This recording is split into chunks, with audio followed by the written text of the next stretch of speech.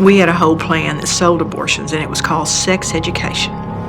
Break down their natural modesty, separate them from their parents and their values, and become the sex expert in their life so they turn to us when we would give them a low-dose birth control pill they would get pregnant on, or a defective condom, because we didn't buy the most expensive condoms, we bought the cheapest condoms. Our goal was 3 to 5 abortions from every girl between the ages of 13 and 18. We gave them a low-dose birth control pill that, in order to provide any level of activity, had to be taken at the same time every single day. The girl wouldn't take it accurately, and if you miss that thing, the protection is out of her system. The sexual activity goes from 0 or once a week to 5 to 7 times a week. She doesn't take the pill properly, she gets pregnant. And who does she call when she's pregnant? She calls us. We're the experts. And we were ready. We used a script designed to overcome every single objection. That's what sales is. Overcome the objection and you get the order, in this case, the abortion. And when she calls, the first question is reassure. And so the girl confesses, I think I may be pregnant, and the counselor, who's really a telemarketer, that's all they're trained to do, sell over the telephone, but we call them counselors, says, we can take care of your problem, no one needs to know. And then the first question, what's the first day of your last normal period? And she gives this so-called counselor the date, and she says you're 8 weeks pregnant. She didn't say you might be 8 weeks pregnant. She didn't say you could be. She said you are 8 weeks pregnant. So she has planted the first seed in this long marketing thread, and the sad thing is, in this girl's mind, she is the expert. This is the pregnancy expert, and the next question is this good news or bad news? If it were good news, she would not be calling an abortion clinic. It's bad news, and when she replies bad news, this counselor moves right in, because now she wants to identify the fear, to use it to reaffirm that abortion decision anytime that girl moves away. And if she says, well, maybe I need to think about this, your parents will kill you, you'll have to miss drill team, the abortion's sold. Now, abortions are done through all 9 months of pregnancy, not because of Roe v. Wade, but because of Doe v. Bolte, that said for the health of the mother, an abortion can be completed through all 9 months of pregnancy. But the problem was that health was defined as mental health. And we would say to this scared young woman, you would have problems with this pregnancy should you carry it to term, wouldn't you? She'd say yes, and we'd chart it emotional health. While these lawyers were calling for the right of choice for women, where's the choice when only one option is offered? That's an essential fallacy in the woman's so-called right to choose. In most cases, it's not a choice at all. A decision is reached without all the facts or based on misinformation. Other options are not presented, and a deadly course of action is forced on a woman. We have to talk about something that uses lies, coercion. The number one slogan for abortion is pro-choice. And the ironic thing about that slogan is that when you ask women who had abortions, why did you have that abortion? The number one response is, I felt that I had no choice.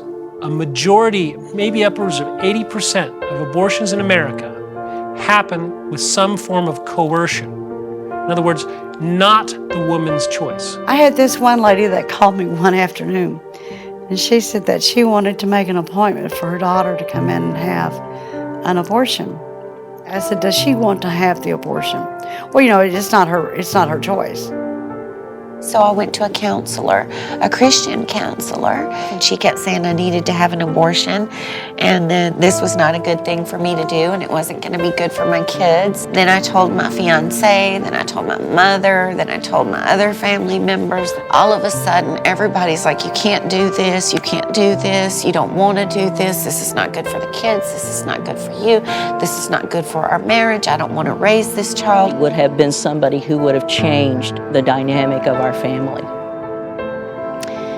And the relationships that they would have created would have changed everyone that they interacted with. But they're not here. In abortion, it's not about choice, it's about despair. It's not about people who are getting abortions because of freedom of choice. It's about people getting abortions because they feel they have no freedom and no choice. Through conversations with him pushing the abortion, and then that kind of frustrated me at some point. I just felt like he didn't care about me, that he was just thinking about, like, let's fix this. That's exactly his words. We need to fix this. That I was in fear and in crisis, and at that point that I felt like I had no choice. Women are the victims, a lot of these cases, women are coerced and in crisis mode and regret the decision that they've made. Women feel threatened that if they don't have an abortion, their lives will be punished for it. The stories of the boyfriend saying, I'll give you the $300 and our relationship will continue if you have the abortion. If you choose to keep the baby, there's the door. I was dating a young man and we got pregnant. And the first words out of his mouth to me were, "You're not having it, are you?" And I remember that sinking feeling in my heart, and I thought, well, no, I guess not. And I felt so much pressure. Absolutely do not think that my choice was a choice. I think it was, like I said before, I think it felt like an ultimatum. They're all screaming at me. It felt like they were screaming at me. They were constantly insisting, you've got to kill him, you've got to abort him, you can't do this, you've got to go to the clinic, you've got to hurry up. Every week that you wait is making it worse. Go, go, go, go. And I finally couldn't take all of their pressure and how supposedly I'm going to make everybody's life miserable. It was relentless. It was like I couldn't even go through the day without hearing them, whether they were actually speaking to me or I'm just remembering something they said to me a couple of hours ago. I mean, they just bombarded me with it. So I guess I have to bear this burden so that everybody else can. We had a 12-year-old. She came in chewing her gum and looked so carefree. She had her abortion. She came back 2 weeks later for her checkup. Didn't come out of the room, opened the door, and she was in there. She'd brought in a piece of glass and slit in her wrist. 12 years old. But we all have that moment where we realize that we are moms and we killed our children. It's pretty sick. It's a sick feeling. Warnings are rarely offered. Women are seldom told the full story of what they're getting into when they authorize an abortionist to kill the baby inside of them. Even if the known consequences and after effects like breast cancer, barrenness, and other female trauma, even if it only impacts half the women or a quarter of the women, wouldn't it be better to let them know what they might suffer from their choice? Wouldn't it still be wise to let them know every potential risk? The government mandates warnings on every other potential danger. Every pack of cigarettes, every alcoholic beverage, every package of medication carries a warning of potential health risks. Why not a warning on something so life-changing, so life-threatening as an abortion? There's a lot of evidence of physical and psychological consequences. Then there was a big study out of New Zealand about 2 years ago that showed long-term consequences. Abortion can have long-term consequences on the woman in terms of affecting her fertility. Many women become infertile. They suffer from other problems with their female organs and end up having to have complete hysterectomies, never able to conceive or have other children. One of our ladies, the power of the suction machine from the abortion was so severe that it caused her fallopian tubes to collapse and she was never able. I wasn't in for all of that abortion. Somebody else was in there with him. But I went in toward the end, and I'd never seen that much blood. I mean, just blood everywhere. And we put her in the recovery room, and she just filled the bed. And we changed the bed a couple of times, and her blood pressure was erratic. And the doctor left. I was really worried about her, and I tried to call him. And her boyfriend kept wanting to go home, and her blood pressure stabilized a little bit, but I just didn't believe she was, it's just like that feeling you have that she's not right. At 10 o'clock, the boyfriend said, look, if there's anything happens, I'll call you immediately. And at 4:30, he called the doctor, and he didn't take the history, and he said put her in a tub of hot water, and when he did, the last little bit of blood in her body ran out. And he called me about 6 and said, she's dead. And he immediately started telling me how he was going to do the cover-up. And somehow it all worked out, and the autopsy didn't show anything, and no charges were filed, and nothing happened. The newspapers didn't call, nobody came. We killed that woman and did abortions the next morning. The families are so hurt by what's happened and shamed that their daughter had this abortion and died from it or whatever. They don't come forward. We had one girl, 22 years old, a model who danced in, jumped up on the table, laughed at the doctor that she didn't wear underwear. She was 22 weeks pregnant. We put her on the table. Now, there's a maneuver called the Hansen's maneuver. Now, the doctor may do it himself or someone may do it, but I did it for the big baby, 2 of our big baby abortionists. I held the babies, and you say the head's here, the feet are here, the buttocks are here, and you gently push the baby down into the instruments. And the first time this doctor went in, he pulled out omentum. That's the lining to the intestines. He literally perforated her uterus and was pulling her bowel out her uterus with the very first time he went in with the instruments. And the second time he went in, he pulled out her bowel and he pushed it back in. Live baby.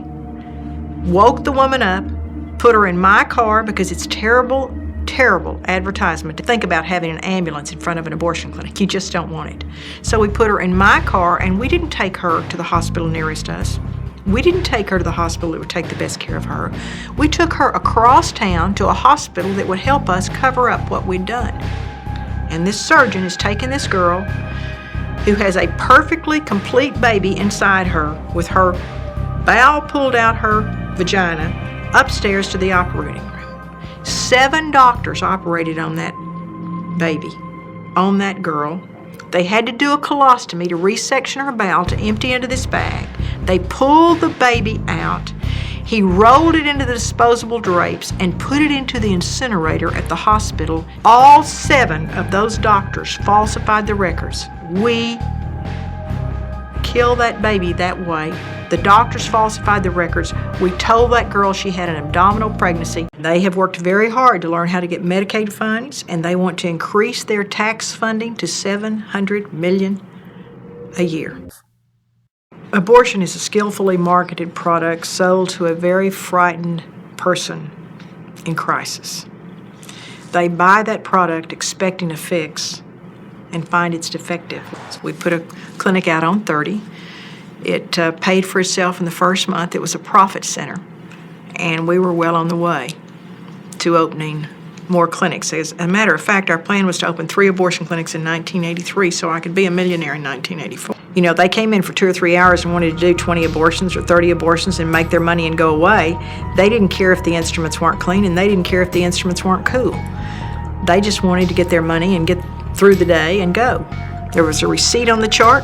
They would collect them, bring them up at the front at the end of the day. We would balance them, pay them in cash, no 1099, no W-2. But I'm certain people killing babies for a living probably reported it to IRS, don't you think? We knew how many people, how many calls they got, and what their percentage of completion was. And their raises were based on the percentage of completed abortions. And they got bonuses. And very quickly, it was no longer about selling abortions to other women. It was about money. I saw the potential to make great money. I answered the phone at home at night so we wouldn't miss an abortion. But she is allowed to watch her pregnancy test turn positive or negative, and they would point to a chart on the wall and say, this is a positive test and this is a negative test. And if it's positive, we trained our people to reach over and grab the bony part of her elbow and squeeze. And you see, she's confused. She's hurting. She's just gotten this news that she's pregnant, and she's upset. So you grab the bony part of her elbow and squeeze to get her attention and say, if you have your money, we can take care of this right now. We knew if she went home and talked about it, her support system might help her and might tell her abortion wasn't the answer, but if she just did it right then, it was taken care of. But a certain percentage of those pregnancy tests are negative. They're not all positive. And remember, it costs the same amount of money to get a non-pregnant one in as it does a pregnant one. So if her test was negative, we had a different sales technique. We said, this test is negative. But you know, this test is not sensitive enough to pick up a very early pregnancy. You could still be pregnant and this test would be negative. And you want to know for sure today, don't you? And she would say yes. And we'd say, okay, we have another test we can do. We will just do this sonogram. And we put her on that table as I could put any man, woman, or child on that table. And I could find a pregnancy. You see, all you have to do is find a blob. And everyone's abdomen has a blob. And this girl doesn't know what a pregnant uterus looks like versus a negative one, so you just find a little blob in the abdomen. You flip it around and say, see there it is, you're pregnant. She's shocked. You grab the bony part of her elbow and say, if you have your money, we can just take care of it today. You know, we were doing 20, 30 abortions an hour if we could, at least 20. We had 21 sets of instruments. That's all we had. So we couldn't possibly bring those instruments out, clean them, sterilize them, bring the temperature up in the sterilizer and then 20 minutes sterilization and then cool them down. Our complication rate at the end of my time, last 18 months, was when about 1 out of every 500 had a major life-changing surgery or died. We had one woman die. But because there are no real statistics, and if you can cover it up, you don't report it, and none of ours were ever reported. So we don't really know. The big hospital in Dallas will tell you, the doctors will tell you that they saw botched abortions or see botched abortions all the time. One of the reasons we were able to regulate the abortion clinics in Texas was because of the bad abortionists that had been reported. I mean, one girl died and they went in to examine the clinic and they were using rusted instruments and had no sterilizer and no hot water. But no one talks about what happens inside the abortion clinic. And everyone fights. It's the most chaotic place you can imagine. The doctors fight, the nurses fight, everybody's taking drugs, everybody's drinking, it's, you know, they're having an affair. I recognized I'd been involved in the death of 35,000 babies. The murder of one woman who bled to death from a second trimester abortion. 19 women who'd had hysterectomies or colostomies. And never had one appeared in the newspapers, no lawsuit. But the thing I couldn't deal with was the fact that I had taken the life of my own child by abortion. You can't deal with death and lies on a daily basis without being greatly affected by it. And nobody worked in that clinic that didn't go to the back and put babies' parts together. And even if you didn't put the parts together, there were times when you walked back there and they were on a towel. Delivering a head is very, very difficult, even at, say, 20 weeks. I mean, I had one abortionist keep a girl on the table for 6 hours trying to crush a head. He couldn't do it. I felt them taking parts out of my body. You know, I've spent the better part of 20 years trying not to remember that, but I do. Nobody knows what goes on